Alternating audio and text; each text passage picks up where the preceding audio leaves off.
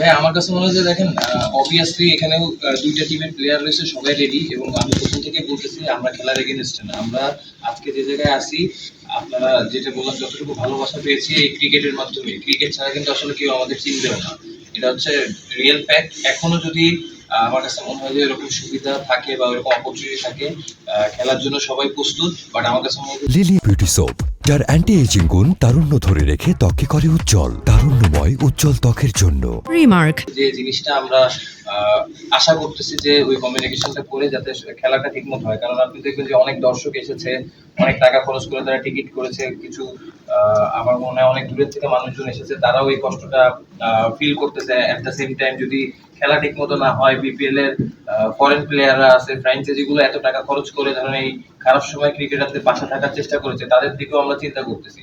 তো সবকিছু মিলাই আমার কাছে মনে হয় যে কালকে রাতের থেকে সবাই আমরা পজিটিভ ছিলাম। এখনো কিন্তু দুই টিমের প্লেয়াররা আছে যারা খেলার জন্য প্রস্তুত।